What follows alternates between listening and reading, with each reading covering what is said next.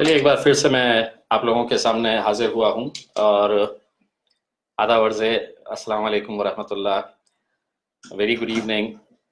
नमस्कार। मैं बहुत दिनों के बाद मैं आप लोगों के पास आया हूँ, लेकिन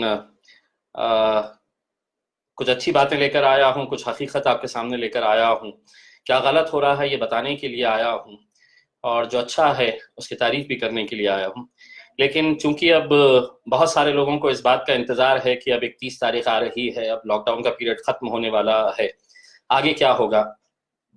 तो एक अच्छी खबर ये है कि बहुत सारे दुकानदार मुझे फ़ोन करते हैं और ये कहते हैं कि साहब हमारा कारोबार कब शुरू होगा, कब हमारी दुकानें शुरू होगी। तो उनके लिए अभी अभी एक नया सर्कुलर जो आज ही के दिन निकला है, उस सर्कुलर के हिसाब से अब ये है कि 29 तारीख के दिन से ये एक्सपेरिमेंट किया जाएगा। अब औरंगाबाद जिले के अंदर इसका इम्प्लीमेंटेशन हम कौन सी तारीख से करते हैं, ये यहाँ के जितने भी अधिकारी है, ये अधिकारी उनके साथ बैठ के उसका इम्प्लीमेंटेशन किस तरह से होगा, ये तय करना बाकी है। लेकिन अगर देखा जाए तो जो नया सर्कुलर गवर्नमेंट ऑफ महाराष्ट्र ने निकाला है, उसके तहत अब हर तरह की दुकानों को सुबह 9 बजे से लेके शाम में 5 बजे तक के लिए खोला जा सकता है। यानी कि 9 से 5 हर तरह की दुकान जो है अपना कारोबार आप शुरू कर सकते हैं, लेकिन उसके लिए कुछ कंडीशंस डाली गई है। यानी कि आप ये समझ लीजिएगा कि जो राइट साइड की जो दुकानें हैं, अगर एक तरफ जितनी भी दुकानें हैं, अगर राइट साइड की अगर दुकानें जितनी भी है, तो एक दिन सिर्फ राइट साइड की दुकानें खुलेगी और दूसरे दिन लेफ्ट साइड की दुकानें खुलेगी। जिस दिन राइट साइड की दुकानें खुलेगी तो यानी कि लेफ्ट साइड पूरी तरह से खाली रहेगा, वहां पर आपकी गाड़ियां पार्किंग की जा सकती है, और जो सड़क का बीच का जो रास्ता रहेगा वो सोशल डिस्टेंसिंग के हिसाब से उसका इस्तेमाल किया जा सकता है।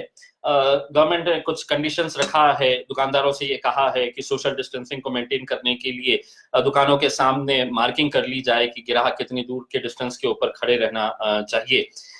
लेकिन मैं समझता हूँ ये एक अच्छा कदम है और सभी लोगों को इंतजार था, क्योंकि बहुत सारे लोग अब इस बात से परेशान थे कि हमारा कारोबार अब जल्द से जल्द शुरू होना चाहिए।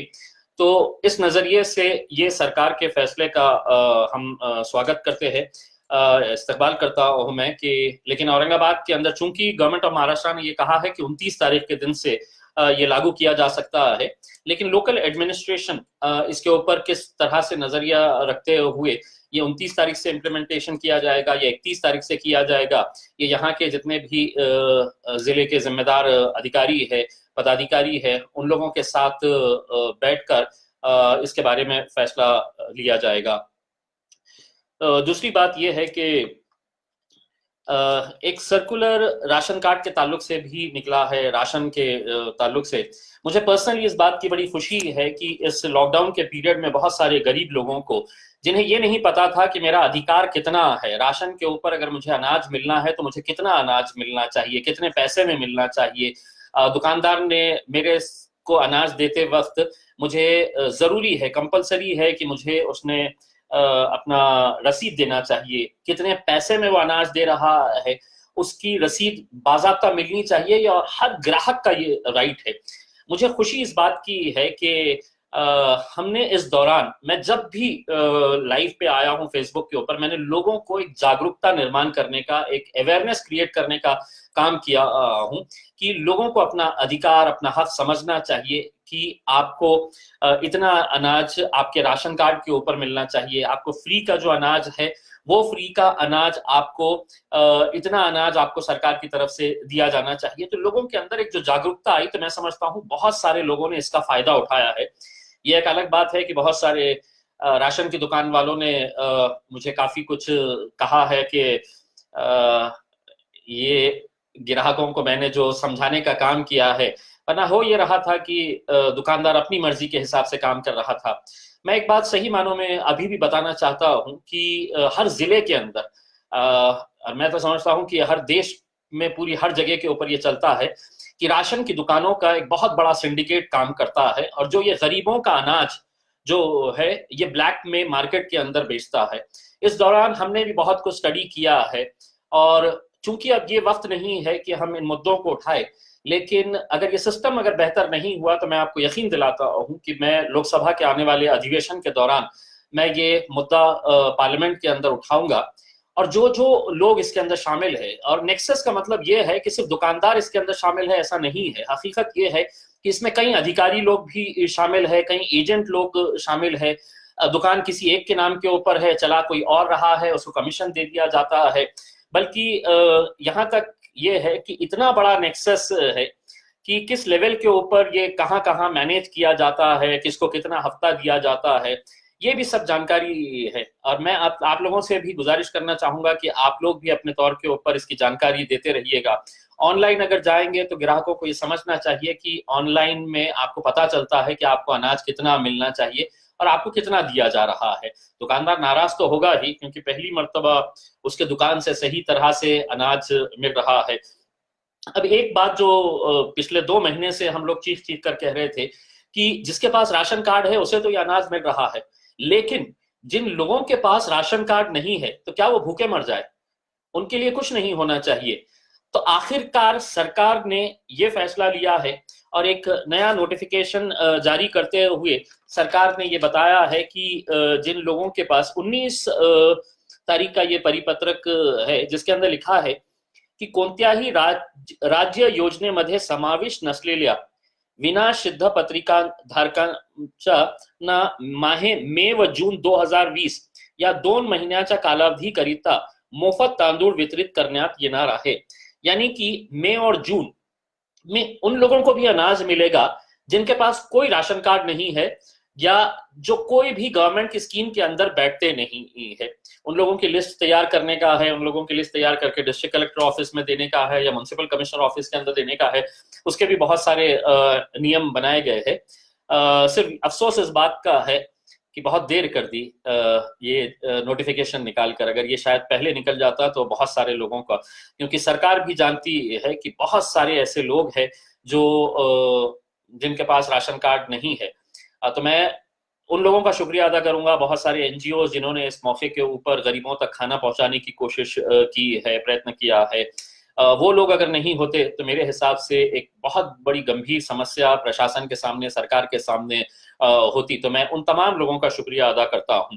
यानी कि अब ये है कि जिन लोगों के पास राशन कार्ड नहीं है उन लोगों की लिस्ट तैयार की जाए, वो लिस्ट तैयार करके डिस्ट्रिक्ट कलेक्टर के पास दिया जाए और प्रति व्यक्ति हर शख्स को जिसके पास राशन कार्ड नहीं है, चाहे वो डेली वेज वर्कर्स हो या माइग्रेंट लेबर हो, उनको प्रति व्यक्ति 5 किलो तांदूळ दिया जाएगा। यानी कि 5 किलो चावल उन लोगों को भी दिए जाएंगे। लेकिन उसका भी एक प्रोसेस है, उस प्रोसेस को फॉलो करते हुए ये राशन उन लोगों को दिया जाना है। तो एक अच्छा फैसला ये भी आया है, मैं इसका भी तहे दिल से शुक्रिया अदा करता हूँ। दूसरा मैं ये बताना चाहता हूं कि पिछले कुछ दिनों से औरंगाबाद के घाटी अस्पताल को लेकर कई सारी लोगों की शिकायतें आ रही थी और कुछ हद तक वो शिकायतें मैं समझता हूं कि सही भी है। एक खराब ये लगता है कि गवर्नमेंट एक तरफ ये कह रही है कि हमारे पास बेहिसाब पैसा है, पैसे की हम कोई कमी नहीं होने देंगे, और यहाँ पर भी डिस्ट्रिक्ट कलेक्टर ने बार बार ये कहा है कि हम पैसे की कमी नहीं होने देंगे। लेकिन क्या वजह है कि आज घाटी अस्पताल के अंदर कोई क्लास 4 एम्प्लॉई वहां पर काम करने के लिए तैयार नहीं है, कोई साफ सफाई करने के लिए तैयार नहीं है। और मैं एक खासदार होने की हैसियत से पूरी जिम्मेदारी के साथ ये कहता हूं कि अगर सिविल हॉस्पिटल के अंदर अगर क्लास 4 एम्प्लॉइज अपॉइंट किए जाते हैं इसी पीरियड के दौरान, तो क्या वजह है कि घाटी अस्पताल के अंदर ये अपॉइंटमेंट नहीं होता है? उसकी वजह यह है कि घाटी अस्पताल के अंदर जितने भी टेंडर्स निकले जाते हैं वो टेंडर किसको जाना चाहिए, किस ठेकेदार को जाना चाहिए, किस नेता के कौन से खरीद के ठेकेदार को जाना चाहिए, इसी मामलों की वजह से ये मामला अड़चन में आ पड़ता है। और ये हकीकत है, मैं बड़ी जिम्मेदारी के साथ मैं खासदार होने की हैसियत से कह रहा हूँ कि घाटी के अंदर जब भी इस तरह का मामला आता है, चाहे वो बिल्डिंग बनाने का मामला हो, कोई इक्विपमेंट खरीदने का मामला हो, मेडिसिन खरीदने का हो या एम्प्लॉय लोगों को अपॉइंट करने का मामला हो, इसके अंदर ठेकेदारी किसको मिलनी चाहिए, उसकी वजह से ये काम इतना देरी से होता है। और क्यों नहीं ये अपॉइंट किया जा रहा है जल्द से जल्द, जबकि वहाँ के डॉक्टर्स, वहाँ के नर्सेस मुझसे पर्सनली ये कहते हैं कि सर हम कब तक ये काम करेंगे। मैं उन तमाम डॉक्टर्स का शुक्रिया अदा करता हूँ जो दिन और रात मेहनत कर रहे हैं, और मेहनत करने के बावजूद भी आज उन्हें जिस तरह का सेटिस्फैक्शन मिलना चाहिए वो इसलिए नहीं मिल रहा है कि डॉक्टर अपनी मेहनत बखूबी कर रहा है, लेकिन जिस प्रशासन की ये जिम्मेदारी है वो प्रशासन अपनी जिम्मेदारी बखूबी निभा नहीं रहा है। इस वजह से आज लोगों का गुस्सा डॉक्टरों के ऊपर फूट रहा है, नर्सेस के ऊपर फूट रहा है, वहां पर तैनात सिक्योरिटी फोर्सेस के ऊपर या सिक्योरिटी के ऊपर काम करने वाले लोगों के ऊपर फूट रहा है। एक उदाहरण के तौर के ऊपर आज मैं घाटी अस्पताल गया था, मेडिसिन वार्ड, जहां पर पूरे कोरोना के पेशेंट है। वहां पर संजय नगर का एक पेशेंट था, मेरे ख्याल से दाभाड़े नाम का, वो लड़का जिसके पिताजी का देहांत हो गया कल शाम 6 बजे, उनका देहांत हुआ, संजय नगर का रहने वाला है, और आज शाम 6 बजे तक उनकी बॉडी नहीं दी गई है। अब स्वाभाविक है कि उसके घर वालों के ऊपर क्या बीत रही होगी कि 24 घंटे तक हमारे को ये नहीं मिल रहा है। ऐसे बहुत सारे केसेस है कि जहां पर सिर्फ एक प्रोसीजरल डिले जिसे हम कहते हैं कि कागजी खाना पूर्ति के वजह से बताया यह गया है कि साहब नहीं, उसका मेडिकल जो कोविड का टेस्ट आना था वो कोविड का टेस्ट बराबर से नहीं आया है, दोबारा लेना है। अरे उसके पिताजी मर चुके हैं, अब उन्हें अंतिम संस्कार के लिए आप इज्जत से उनकी बॉडी दे दीजिएगा ताकि वो परिवार वाले कम से कम अपने घर वालों का अंतिम संस्कार कर सके। या कोई ऐसे लोग जिनकी जैसा आज आसिफिया कॉलोनी के अंदर 2 मौतें हुई, वो उनके लिए भी यही है। दिक्कत कहाँ आ रही है, कोई अगर मर जाता है तो वहां पे उसके रिश्तेदार को कॉर्पोरेशन जाना पड़ता है मेडिकल सर्टिफिकेट लाने के लिए। क्या प्रशासन को इतना समझ में नहीं आ रहा है कि इतनी सारी मौतें हो रही है तो उनके परिवार वालों को इतना घुमाया फिराया क्यों जा रहा है?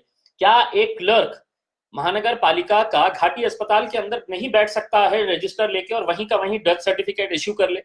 या कम से कम हम टेक्नोलॉजी की बात करते हैं तो ऑनलाइन प्रोसेस के जरिए 10 मिनट के अंदर मेडिकल सर्टिफिकेट आ जाना चाहिए। मेडिकल सर्टिफिकेट नहीं मिल रहा है तो डिले हो जा रहा है।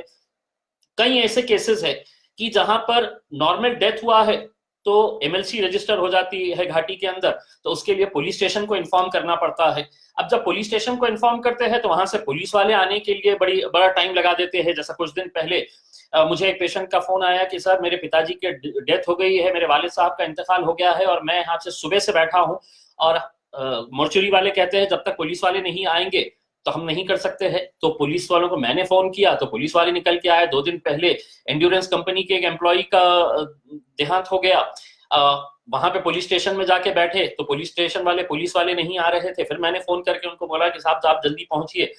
तो ये जो प्रोसीजरल डिलेज जो है ये मेरे हिसाब से ये कम किए जा सकते हैं, क्योंकि एक तरफ हम ये भी समझते हैं कि पुलिस डिपार्टमेंट हो, मेडिकल डिपार्टमेंट हो, ये बहुत स्ट्रेस्ड आउट हो गया है, लेकिन दूसरी तरफ ये बात भी सही है कि जो लोग जिनके घर में डेथ हुई है वो लोगों के बारे में भी सोचना चाहिए कि उनकी मानसिकता क्या है, उनके अंदर जो डर का एक भाव है वो भाव को देखते हुए उनकी फीलिंग्स को भी समझना चाहिए। और मेरे हिसाब से ये कोई बहुत बड़ा काम नहीं है।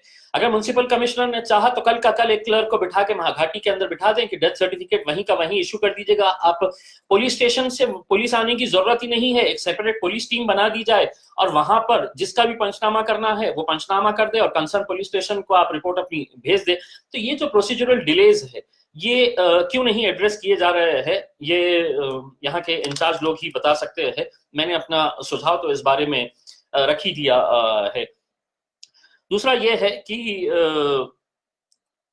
जल्द से जल्द मैं चाहूंगा कि एम्प्लॉइज का रिक्रूटमेंट कर लिया जाए। एक बात यह है कि अभी अभी पता चला है कि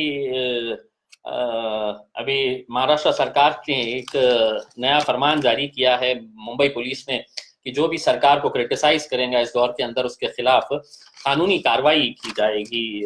मेरे हिसाब से ये लोकतंत्र है और लोकतंत्र के अंदर जो अच्छा है जो बुरा है वो सब आपको सुन के लेना, एक्सेप्ट करना चाहिए। इस तरह के अगर फरमान अगर आप जारी करेंगे, यहाँ तक कहा गया नोटिफिकेशन के अंदर कि अगर आप सरकार की आलोचना करते हैं, क्रिटिसाइज करते हैं, तो under section 188 of IPC Indian penal code आपके खिलाफ कार्रवाई की जाएगी। मैं देखिए सुप्रीम कोर्ट का बहुत आदर करता हूं, हमारे देश की सर्वोच्च न्यायालय है और सुप्रीम कोर्ट जब कल के दिन एक फैसला सुनाती है कि सुप्रीम कोर्ट बहुत चिंतित हुआ कि जो माइग्रेंट वर्कर्स है उन लोगों के बारे में सुप्रीम कोर्ट ने आखिरकार दखल ली।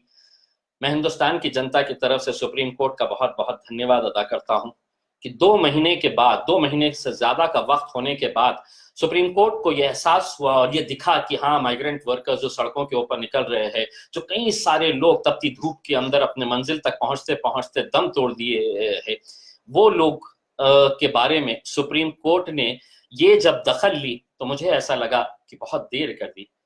क्योंकि आज आपकी दखल का कोई मतलब नहीं इसलिए निकलने वाला है कि कई सारे मजदूर अब या तो पैदल निकल चुके हैं, या साइकिलों पे निकल चुके हैं, गाड़ियों में निकल चुके हैं, ट्रेन के अंदर निकल चुके हैं, अपने मंजिल तक पहुंच चुके हैं। लेकिन अगर यही बात अगर आप 1 महीना पहले अगर कर दिए होते तो यकीनन जिस उच्च न्यायालय के ऊपर हमें इतना गर्व है, इतना अभिमान है, और एक सुप्रीम कोर्ट मतलब इस देश का सर्वोच्च न्यायालय इन लोगों की पीड़ा को समझ रहा है। कुछ दिन पहले जब PIL फाइल किया गया था तो सुप्रीम कोर्ट ने कहा कि नहीं, तो टेबल के ऊपर एक पेपर रखा हुआ है मेडिकल का, तो सुप्रीम कोर्ट ने मना कर दिया था कि नहीं, हम इस बारे में दखल नहीं दे सकते हैं। अगर आप नहीं देंगे तो कौन देगा? इस मुल्क के वजीर आजम तो कुछ कहेंगे नहीं, तो हमारी उम्मीद सिर्फ सरकार के ऊपर थी। दोस्तों, मैं एक बात हमेशा से ये कहता आ रहा हूं कि अगर आज हमारे पास औरंगाबाद के अंदर अगर अच्छे अस्पताल होते तो शायद हमारी इतनी बुरी दशा नहीं होती, इतनी हमें तकलीफों का सामना नहीं करना पड़ता। मुझे अफसोस इस बात का है कि जब भी मैंने अच्छे अस्पतालों के लिए आवाज उठाई तो मेरे ऊपर आलोचना ये की गई कि नहीं, मैं देखिए किसी के स्मारक का विरोध कर रहा हूँ, किसी महान पुरुष का विरोध कर रहा हूँ। मेरा मकसद बिल्कुल ऐसा नहीं था, या मैं ये जानता था कि कोरोना वायरस कभी आएगा, लेकिन मुझे मालूम था कि हमारे पास मेडिकल सिस्टम कितना खराब है, और वो मेडिकल सिस्टम को अगर हमको बेहतर बनाना था तो हमारे पास मेडिकल सर्विसेज बहुत अच्छी सक्षम होने की जरूरत थी। मैंने 2013 का एक प्रपोजल है औरंगाबाद के अंदर 200 बेड का हॉस्पिटल बनाने का, वुमेन एंड चाइल्ड हॉस्पिटल। इसके लिए जरा सी जमीन हमें नहीं मिल रही थी, और कितनी जमीन, तो 7 एकड़ जमीन महज चाहिए था, वो जमीन नहीं मिल रही थी। मैंने लगातार विधानसभा के अंदर ये उठाया, और सिर्फ मैं बोल रहा हूं ऐसा नहीं है, आप मेरे YouTube के ऊपर जाके देख सकते हैं कि मैंने विधानसभा के अंदर कितने बार इन मुद्दों को उठाया। आखिरकार जब सरकार के ऊपर जरा सा भी इसका असर नहीं हुआ तो मैंने मुंबई हाईकोर्ट के औरंगाबाद बेंच के अंदर पब्लिक इंटरेस्ट लिटिगेशन डाला कि यहाँ पर 200 बेड का हॉस्पिटल। अदालत ने उसकी दखल ली, उसके नोटिस दिए गए। लेकिन दोस्तों देखिएगा कि सरकार की प्रायोरिटीज क्या होती है, आप समझने की कोशिश करिएगा कि औरंगाबाद के अंदर शिवसेना की सरकार है, महाराष्ट्र में शिवसेना का महानगर पालिका और भारतीय जनता पार्टी का महानगर पालिका के ऊपर पिछले 25-30 सालों से कब्जा है। मैं राजनीति नहीं कर रहा हूं, लेकिन ये अस्पताल अगर बनेगा तो किसी एक जाति, एक धर्म, एक मजहब के लिए नहीं बनेगा, इंसानियत के लिए बनेगा। तो इसीलिए मैंने ये कहा था कि आपको अगर यहाँ पर सही मानों में अपने नेता को श्रद्धांजलि देना है तो आप उनके नाम के ऊपर एक भव्य अस्पताल बनाइएगा, उनके नाम के ऊपर एक अच्छा एजुकेशन इंस्टीट्यूशन बनाइएगा, उनके नाम के ऊपर आप एक हॉस्टल बनाइएगा। लेकिन उन्होंने कहा कि नहीं, देखिए ये खासदार कह रहा है तो इसके पीछे राजनीति। अगर आज वो अगर सुन लेते तो शायद हमारे पास एक 200 बेड का एक और एक हॉस्पिटल हमारे पास तैयार रहता। लेकिन आप देखिएगा कि इसी बजट के दौरान ये अस्पताल के लिए आखिरकार जब हाईकोर्ट के अंदर हमने गए और हाईकोर्ट के अंदर पिटीशन दिया तो हाईकोर्ट को medical department government of Maharashtra ने एक पत्र दिया, और वो पत्र है 5 मार्च 2020 का। ये 5 मार्च 2020 का ये पत्र है जो हाईकोर्ट के अंदर मेडिकल डिपार्टमेंट की तरफ से सबमिट किया गया है। और उसमें सुनिएगा क्या लिखा हुआ है। PIL क्रमांक 99/2017 इम्तियाज जलील विरुद्ध महाराष्ट्र शासन, ये पब्लिक इंटरेस्ट लिटिगेशन के बारे में। तो उन्होंने ये कहा है कि हम ये हॉस्पिटल को मान्यता दे रहे हैं, तकरीबन 112 करोड़ रुपए का ये हॉस्पिटल वहां पर बनाया जाने वाला है। लेकिन एक खूबसूरत एक लाइन है इसके अंदर, ये देखिएगा, प्रशासकीय मान्यता प्रदान करण्यात आलेली आहे। सदर बांधकामास फेब्रुवारी 2020 च्या पुरवणी अर्थसंकल्पात रुपये 1000 टोकन रकम मंजूर करण्यात आली आहे। ये हॉस्पिटल के लिए 1000 रुपये एक टोकन अमाउंट के तौर के ऊपर पुरवनी मांगनियों के अंदर ये रखा गया। यानी कि आप सोचिएगा कि गवर्नमेंट को ये मालूम होते हुए कि हमारी अस्पताल की हालत क्या है, कितना चरमराया हुआ है, वहां पर आप 1000 रुपये टोकन अमाउंट के तौर के ऊपर आप कोर्ट के अंदर दे देते हैं। क्या वो बजट के अंदर हम सैंक्शन करेंगे, वो एक प्रोसीजर होता है। लेकिन वहीं यही सरकार औरंगाबाद के अंदर माननीय बाला साहब ठाकरे, इनके स्मारक के लिए 25 एकड़ सरकारी जमीन दे देती है, 25 एकड़, और वो भी ग्रीन लैंड दे देती है। और उसके लिए टेंडर का प्रोसेस भी कंप्लीट हो जाता है, उसके लिए बजट का भी प्रावधान कर दिया जाता है। कितना बजट है आपको पता है? 25 करोड़ रुपए। 25 करोड़ रुपए बाला साहब ठाकरे स्मारक का, जो औरंगाबाद के एमजीएम कॉलेज के पास कई सारे झाड़ों को गिराकर बनाया जा रहा है, उसके लिए 25 करोड़ रुपए सैंक्शन हो गए। और क्रांति चौक का जो दूध डेयरी का है, जिसके लिए मैंने ये प्रस्ताव रखा था कि ये दूध डेयरी की जगह के ऊपर एक भव्य आप अस्पताल बनाए और उसको नाम दे दीजिएगा आप। हमें नाम में कोई मतलब नहीं है, अगर आपको देना है आप ये अस्पताल का नाम माननीय गोपीनाथ मुंडे साहब के नाम पे दे दीजिएगा। मैं भी मानता हूं ये दोनों ही नेता अपनी अपनी राजनीतिक पार्टियों के तौर के ऊपर एक लोक नेता की हैसियत से थे। आप उनको अगर श्रद्धांजलि देना चाह रहे हैं तो एक भव्य हॉस्पिटल बनाया जाए और उस हॉस्पिटल का नाम दे दीजिएगा। आपको गोपीनाथ मुंडे साहब के नाम के ऊपर देने का है, हम भी उसका समर्थन करेंगे। लेकिन अगर वहां पर एक हॉस्पिटल बन जाता, लेकिन नहीं, स्मारक बनाने के लिए पैसा सैंक्शन किया गया है, टेंडर भी हो गया है, उसका टेंडर सैंक्शन भी हो गया है, उसका फंडिंग भी हो गया है। कितने का है स्मारक पता है आपको? 50 करोड़ और कुछ लाख रुपए का है। 50 करोड़ रुपए का गोपीनाथ मुंडे साहब का स्मारक यहाँ पर बनाया जा रहा है औरंगाबाद के क्रांति चौक इलाके के अंदर। और अस्पताल के लिए, उसी जगह के ऊपर अस्पताल बनने के लिए 1000 रुपया यहाँ पर जो दिया जा रहा है, वो मेरे हिसाब से ये बात को दर्शाता है कि कहाँ पर हम हमारी प्राथमिकताएं क्या है, हम किसी ना किसी को खुश करने के लिए किस हद तक चले जाते हैं। और आखिर में मैं जब ये कहता हूँ, जब मैंने उन मजदूरों को रेलवे के नीचे कुचल कर मरते हुए देखा और जब उस दिन मैं पटरियों के ऊपर गया था, तो मैंने कहा था ये एक्सीडेंट नहीं है, ये हत्या है। और ये हत्या के पीछे वो तमाम लोग जिम्मेदार है। हो सकता है उसके अंदर मैं भी हूँ, क्योंकि मैं भी सरकार चलाने का एक हिस्सा हूँ। भले ही मैं विपक्ष के अंदर हूँ, बहुत छोटी सी आवाज हूँ, लेकिन आवाज बुलंद आवाज है। तो मैं भी उसके लिए एक जिम्मेदार हो सकता हूँ कि आप इतना बड़ा एक एक्सीडेंट हो जाता है और उस एक्सीडेंट के अंदर आप कहते हैं कि महज एक एक्सीडेंट है, बल्कि वो एक्सीडेंट नहीं, एक हत्या थी। देखिए गवर्नमेंट किस तरह से खिलवाड़ करती है गरीबों के साथ, उसका एक दूसरा उदाहरण मैं आपको देना चाहता हूं। यहां से जब मजदूरों को ले जाने के लिए बसेस का इंतजाम किया गया है और रेलवे का इंतजाम किया गया है, ये जानते हुए कि यहाँ पर हजारों की संख्या के अंदर मजदूर है जो बिहार के हैं, उत्तर प्रदेश के हैं, पश्चिम बंगाल के है, झारखंड के हैं, हजारों के हैं, तो उनके लिए ट्रेन स्टार्ट की गई है। अभी भी मुंबई के अंदर और बहुत सारे शहरों के अंदर हजारों में नहीं लाखों के अंदर ऐसे मजदूर है जो अपने अपने गांव जाना चाहते हैं और सिर्फ इंतजार है उन्हें तो ट्रेन का। लेकिन अब ट्रेन जब यहाँ से औरंगाबाद से स्टार्ट की गई तो हम खुद गए थे ट्रेन के अंदर, वहां पर उन मजदूरों को छोड़ने के लिए, क्योंकि जो हेल्प डेस्क मैंने स्टार्ट किया था, क्या कम से कम वहां से 10,000 लोगों ने रजिस्ट्रेशन कराए थे। तो मुझे खुशी इस बात की है कि मेरी टीम ने उन 10,000 लोगों को ऐसी मदद पहुंचाई है कि आज कम से कम वो अपने घर पहुंच गए हैं। और यकीनन उनका आशीर्वाद, उनके परिवार वालों का आशीर्वाद, उनके घर वालों की दुआएं हमारे साथ है कि ऐसे मुश्किल घड़ी के हमने उनका साथ दिया। लेकिन जब ट्रेन के अंदर हमने जाकर देखा तो ट्रेन के अंदर ये बताया गया कि साहब इसके अंदर हमको सोशल डिस्टेंसिंग मेंटेन करना है।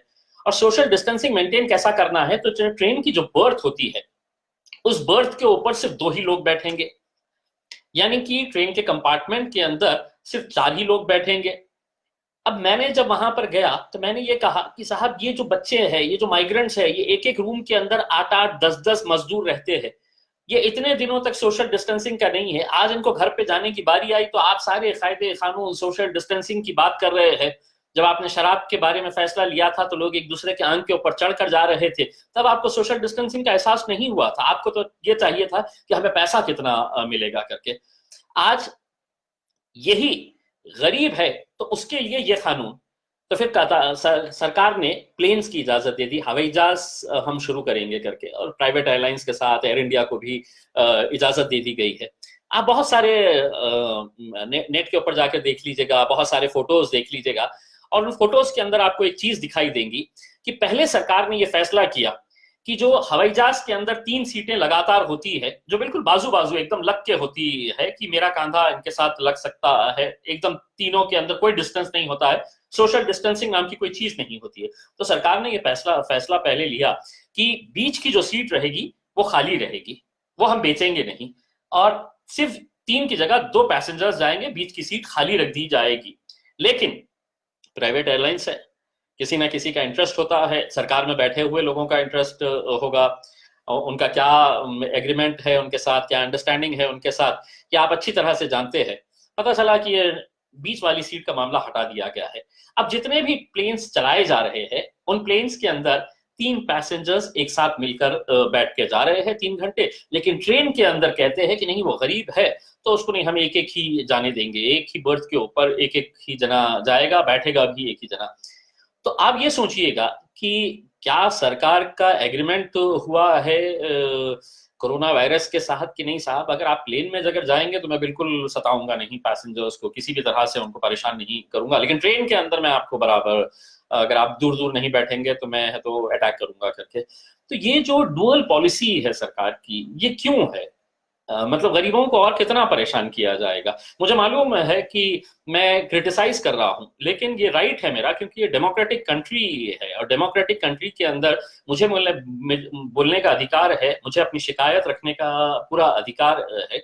लेकिन आप ये नियम बनाते हुए एयरलाइंस के लिए एक अलग कानून बना रहे हैं, और आप रेलवेज के लिए एक अलग कानून बना रहे हैं।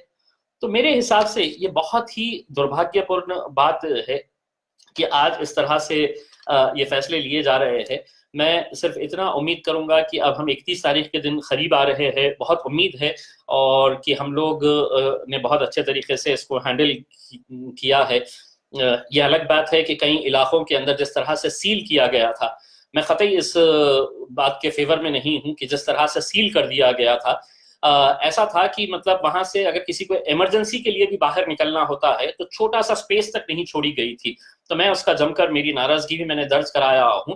तो बहुत ही मतलब गलत तरीके का ये डिसीजन था कि पूरे एरिया को आपने बैम्बूज लगा के, टीन के शेड्स लगाकर सील कर दिए है। अगर किसी को इमरजेंसी के लिए भी अगर बाहर जाना है तो वो बाहर नहीं आ सकता था, क्योंकि आपने इस तरह का, अगर किसी लेडीज को अगर किसी जरूरत काम से या किसी दूसरे हॉस्पिटल में जाने के लिए भी अगर रहता तो उनके लिए ये पॉसिबल नहीं था। तो मेरे हिसाब से ये जिस किसी ने भी फैसला किया है, बहुत ही गलत फैसला था। इससे लोगों के अंदर नाराजगी बड़ी बड़ी है, लेकिन उसके बावजूद भी लोगों ने पूरी तरह से कॉपरेट किया है, इसीलिए मैं लोगों का तहे दिल से शुक्रिया अदा करता हूं।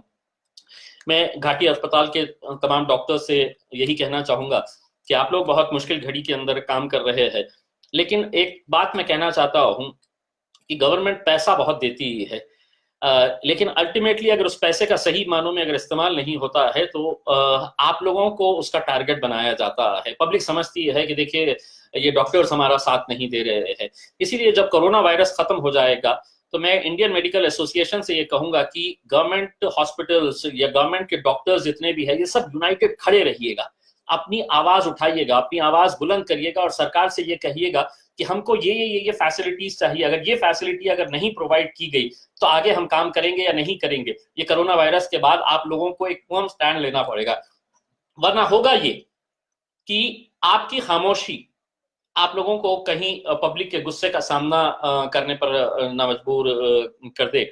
तो इसीलिए डॉक्टर्स को, मेडिकल स्टाफ को, तमाम गवर्नमेंट हॉस्पिटल्स की टीम को मैं रिक्वेस्ट करना चाहूंगा कि आप लोगों को एक फर्म स्टैंड लेना पड़ेगा कि हमारे को ये फैसिलिटीज देना। आज हकीकत ये है कि इतना पैसा अगर आ रहा है तो पीपीई किट्स क्यों नहीं अबंडेंट है, जो सेफ्टी गेयर्स जो चाहिए है वो क्यों नहीं है? क्या वजह है कि क्लास 4 एम्प्लॉइज को आप अपॉइंट नहीं कर पा रहे हैं? हर बार ठेकेदारी ठेकेदारी ठेकेदारी के अंदर कितना वक्त, कितनी जाने जा रही है। तो इसके ताल्लुक से जल्द फैसला ले। मेरे ताल्लुक से मैं ये कहना चाहूंगा कि हम लोगों ने अपने तौर के ऊपर बहुत सारी कोशिशें की है, बहुत सारे एनजीओज के साथ, हमारा भी दुआ फाउंडेशन के नाम से हमारा भी हम लोग काम करते आ रहे हैं। अभी हमने, चूंकि अब रमजान खत्म हो गया है, तो हमने कम्युनिटी किचन एक तैयार किए है, जो सेंट्रलाइज्ड किचन है पाकिजा फंक्शन हॉल के अंदर, और वहां पे हम लोग खाना बना के अब हर गरीब बस्ती के अंदर भेजने की हमारी जितनी हैसियत है उसके हिसाब से हम लोग भेज रहे हैं। बहुत सारे लोग उसके अंदर, हम चाहेंगे कि आप भी जुड़े, आप भी इस नेक काम के अंदर ये करें। कुछ लोगों की एक आदत होती है कि सोशल मीडिया के उस दौर के अंदर है कि जिस इंसान का अपने घर के अंदर कोई सुनता नहीं है, वो देश को भी ज्ञान बांटने के लिए निकलता है। और कुछ लोगों की आदत है कि ये क्या कर रहा है, इसने अभी तक क्या किया, वो उसने अभी तक क्यों नहीं दिख रहा है करके। ये वो लोग हैं जो जिंदगी में खुद तो कुछ नहीं करेंगे, इनका काम सिर्फ यही है कि इसके ऊपर उंगली उठाना, इसके ऊपर कुछ इल्जाम लगा देने का।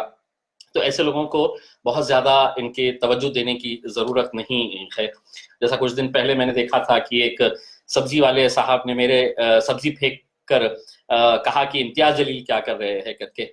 अगर मैं हकीकत बताऊं आपको तो आप भी हैरान हो जाएंगे कि ये पूरा स्टेज मैनेज था। किसी एक राजनीतिक पार्टी के नेता के जरिए इन्हें 2,000 रुपये दिया गया था कि ये सब्जी फेंके, क्योंकि जब वो फेंक रहे थे तो कैमरा पहले से ही ऑलरेडी ऑन था। तो ये सब चीजें जो है ये एक घटिया सोच का नतीजा है। मैं समझता हूँ कि लोगों ने ऐसी सोच से परे रहना चाहिए।